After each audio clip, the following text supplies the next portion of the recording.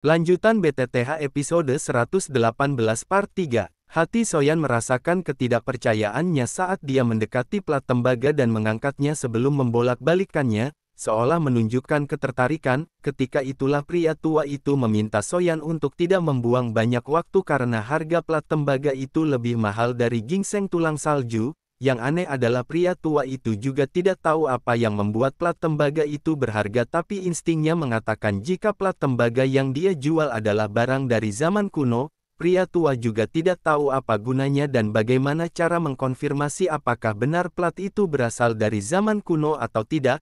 Karena itu juga dia tidak akan memaksa pelanggannya untuk percaya apa yang dia katakan. Soyan merasakan sakit kepala mendengar pria tua satu ini namun tetap menanyakan harga apa yang lelaki tua itu inginkan. Ketika pria tua mengatakan jika dia ingin formula obat tingkat 7 puncak, Xiaoyan auto tertawa sambil meminta pria tua itu melupakan pertanyaannya, karena dia hanya akan menukar ginseng tulang salju dengan pil jantung elemen. Perlu diketahui jika pil jantung elemental merupakan pil pembantu bagi alkemis yang bisa menstabilkan pikiran selama proses pemurnian. Banyak alkemis akan memikirkan cara untuk mendapatkan pil obat dengan efek semacam ini, dan karena itulah nilai sebenarnya jauh lebih besar dari ginseng tulang salju seperti yang diharapkan. Kejutan melonjak di wajah pria tua itu saat meraih botol giok di tangan Soyan dengan antusias, sebelum merekahkan senyuman gembira saat benar-benar yakin jika pemuda ini memberinya pil jantung elemental.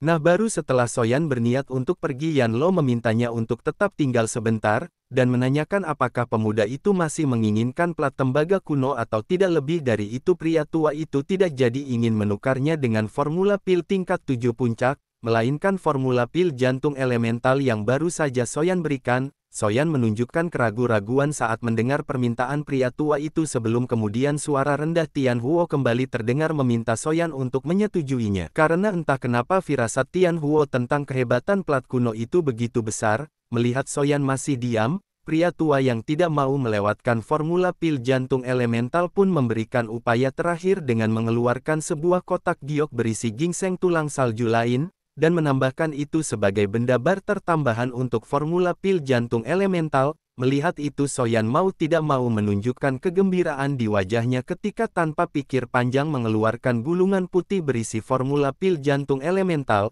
sebelum memasukkan ginseng tulang salju dalam cincin penyimpanannya dan hampir meraih plat tembaga untuk dia bawa pergi. Namun belum sampai Soyan meraihnya, seorang pria muda yang dikawal oleh satu dozong dan seorang dozun muncul sebelum menanyakan apakah Soyan mau menyerah plat tembaga itu kepadanya, karena dia juga menginginkan benda misterius tersebut. Xiaoyan tidak tahu dari mana asalnya tuan muda EPC ini, namun dia dengan tegas menolak tawarannya sehingga membuat pria berkipas itu pun langsung membuka kipasnya yang dipenuhi bilah-bilah tajam. Awalnya mau adu kekuatan dan kekayaan, tuan muda EPC itu dibuat kaget saat dihempaskan dengan satu ayunan kaki Soyan, hingga membuat kedua tetua dozong langsung berdiri di depannya untuk memberikan perlindungan. Kedua dozong itu baru saja bergerak ketika Xiao Yixian dan Tian Huo Zuns berdiri di hadapan Soyan dan si gadis racun langsung mengeluarkan gas abu-abu yang membuat dua dozong auto mundur dengan keringat dingin di sekujur tubuhnya. Si tuan muda yang bernama Chen Xian dan berasal dari sekte Suan yang mendalam berubah gelap ketika melihat kemunculan dua dozun di sisi Soyan. Sebelum menanyakan dari mana asalnya kelompok kuat di hadapannya ini, Xiaoyan mengerutkan dahinya mendengar nama sekte Suan mendalam, karena meskipun sekte itu bukanlah eksistensi sekuat lembah sungai es, namun di belakangnya ada sekte langit mendalam yang merupakan satu dari dua sekte besar di dataran tengah.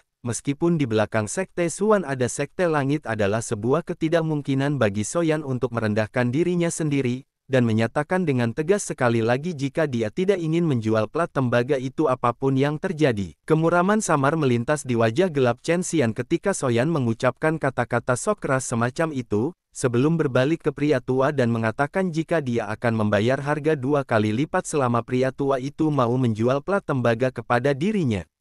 Namun ternyata pria tua itu bukanlah orang licik dan segera melemparkan piringan tembaga kepada Soyan. Berhubung dia telah menerima formula pil jantung elemental sebelumnya, senyuman muncul di wajah Soyan setelah menerima plat tembaga sebelum membungkuk dan berterima kasih kepada pria tua itu. Namun nampaknya Chen Xian masih belum menyerah karena ketika Soyan baru saja mengangkat kakinya untuk menuruni tangga dua dozong yang sebelumnya dikasih paham sama Xiao Yi Xian kembali berulah dengan memblokir jalannya, Soyan hanya tersenyum kecil melihat jalannya diblokir, karena sepersekian detik kemudian aura agung perlahan melonjak keluar dari tubuh Xiao Yi Xian dan Tian Huo memperingatkan kedua dozong untuk segera menyingkir kalau tidak mau pindah alam. Dua dozong itu pun segera menyingkir dan membuat Chen Xian menyunggingkan senyuman tipis ketika melihat Dozun di sampingnya itu untuk menyelidiki identitas Soyan. Soyan sendiri udah enggak mau banyak pikir dengan kemungkinan Sekte Suan akan membalas dendam karena bagaimanapun Xiao Yan adalah orang yang tidak takut kepada siapapun. Baru setelah menyelesaikan seluruh transaksinya di pameran dagang alkemis, Soyan dan kawan-kawan pun kembali ke Manor Klan Ye di kota Pil dan menanyakan apa yang bisa dia dapatkan dari plat tembaga kuno kepada Tian Huo. Tian Huo hanya tertawa melihat ketidaksabaran Soyan sebelum menghabiskan waktu lebih dari setengah jam untuk menghilangkan karat di permukaan plat, dan melemparkannya ke atas meja. Xiao Yan bingung saat melihat apa yang dilakukan Tian Huo sebelum menunjukkan wajah bengong tidak mengerti yang membuat Tian Huo hanya bisa geleng-geleng kepala. Tian Huo pun menarik sebuah bola berwarna hijau yang sebenar-benarnya merupakan karat dari plat tembaga dan meminta Soyan menggunakan api surgawi untuk membakarnya. Dengan hati-hati menerima bola karat tembaga hijau yang diulurkan Tian Huo sebelum menguburnya dalam nyala api giok.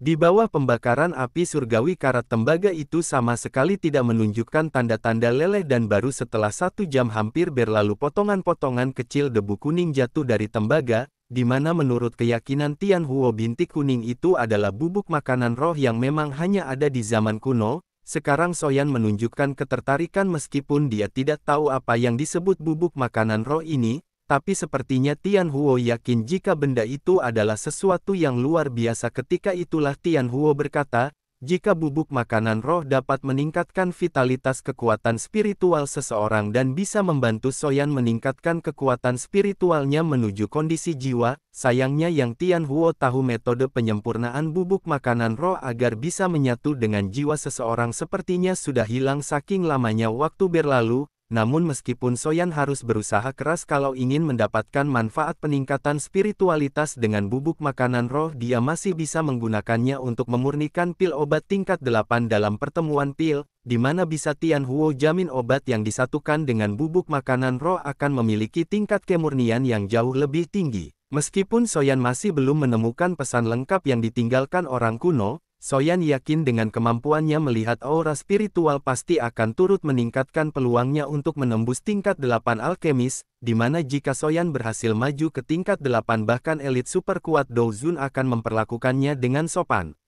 Meskipun begitu Soyan masih harus terus berupaya keras untuk menemukan cara, tidak hanya melihat namun juga menyerap aura spiritual di sekitarnya. Ini adalah tugas yang benar-benar menguji kemampuan Soyan untuk mengendalikan pikiran dan segera tenggelam dan pelatihan panjang untuk menemukan metode tersebut. Soyan tanpa sadar mengeluarkan tawa pahit saat berhasil menyerap gumpalan aura spiritual kecil setelah menghabiskan 1 jam penuh di mana rentan waktu ini sangatlah panjang baginya. Meskipun begitu Soyan tidak menyerah dan terus melanjutkan tugas berat untuk mengekstrak aura spiritual ini sepanjang malam sampai matahari terbit, dan pagi hari pun tiba. Soyan keluar dari ruangan disambut oleh rekan-rekannya di mana harus diakui atau tidak Xiao Yan justru menampilkan kondisi yang jauh lebih baik setelah semalaman dengan aura spiritual.